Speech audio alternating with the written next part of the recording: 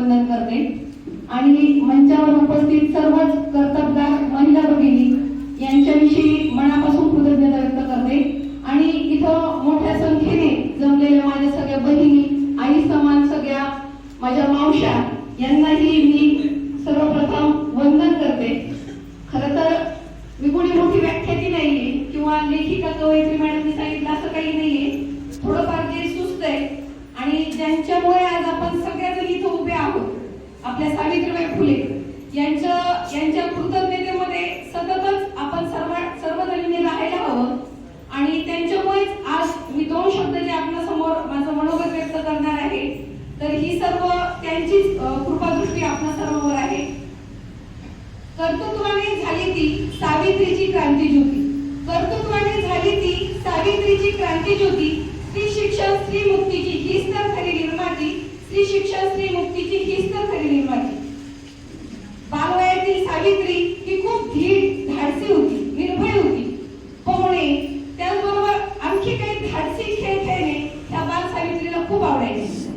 चार भावंडांमधली ही साऊ आपली खूप अवखळ हृदयाची आणि संवेदनशील मनाची होती।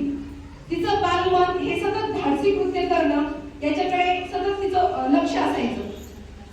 आपली ही सावित्री 3 जानेवारी 1831 रोजी नायगाव मध्ये तिचा जन्म झाला, जे सातारा जिल्ह्यात आहे आणि या सावित्रीला तिच्यासारखाच एक सुयोग्य वर मिळावा म्हणून महात्मा ज्योतिबा फुले ज्यांनी शिक्षणामध्ये प्रचंड असं कार्य केलेलं आहे, या क्रांतीसूर्य ज्योतिबा फुले यांच्याशी आपल्या या सावित्रीचा विवाह वयाच्या 9व्या वर्षी झाला आणि तिथंच खरी शिक्षणाची ज्योत पेटली गेली।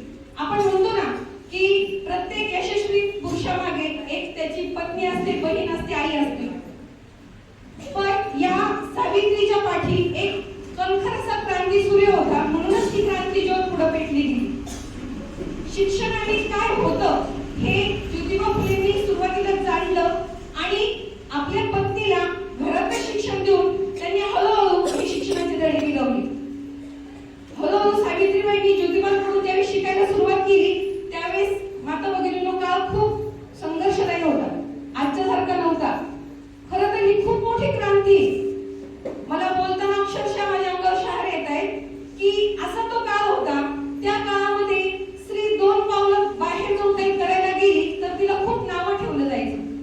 अशा काळामध्ये क्रांतीसूर्य ज्योतिबा फुले आणि क्रांतीज्योती सावित्रीबाई फुलेंनी जे कार्य केलंय ते खूप महान आहे, ते थोडक्या शब्दामध्ये वर्णन करण्यासारखं नाही। त्यांच्या जीवनावर अनेक पुस्तकं वाचली, त्यांच्यावर व्याख्यानं केली, त्यांच्याबद्दल जाणून घेतलं तर अनेक वर्ष कमी पडतील, इतकं महान त्यांचं कार्य।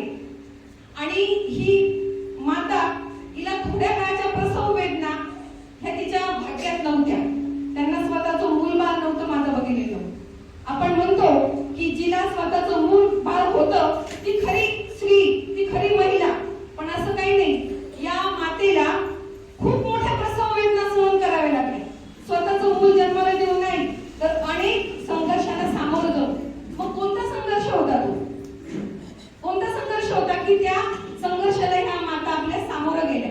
तर तो पहिला संघर्ष होता म्हणजे त्यांना स्वतःचं मूल नव्हतं आणि घरातल्या सगळ्यांना, बाहेरच्या समाजाला त्यांना तोंड देण्याची त्यांची जी धाडसी वृत्ती होती, हा त्यांच्या जीवनातला सर्वात मोठा संघर्ष होता। ज्यावेळेस देवदासी पद्धत होती, बालविवाह घडून आणले जात होते, पती गेल्यानंतर सती जाण्याची प्रथा होती, केशवपन या सारख्या निष्ठुर प्रथेला त्यांनी बंदी आणली। ते आपल्याला सांगायला लिहायला खूप सोपं आहे, पण तितकं सोपं त्या काळी नव्हतं। आज आपण आपल्या मुलीला जर बाहेर शिकायला आपल्याला ठेवायचं असलं तर आपल्याला घरातल्या पुरुषांची, आपल्या नातेवाईकांची किती मनधरणी करावी लागते स्त्री म्हणून हे आपल्या प्रत्येकाच्या जीवाला माहिती, कारण ती मुलगी बाहेर चांगली राहिली पाहिजे, चांगली शिकली पाहिजे, घराचं तिने नाव लौकिक केलं पाहिजे, म्हणून आपला सगळा आटापिटा असतो। माझ्यासमोर खूप माता भगिनी उपस्थित आहेत तिथे, मला त्यांना एकच सांगायचंय की आपल्या लेकीला असं घडवा, आपल्या लेकीला असं घडवा की सावित्रीबाई नाही वाटलं पाहिजे खरंच मी त्या काळी जो संघर्ष केलाय त्याचं आज फलित मला समोर दिसतंय, असं आपल्या लेकीला आपल्याला घडवायचं। का म्हणून आपल्या मुलींना आपण मागे ठेवायचंय, का म्हणून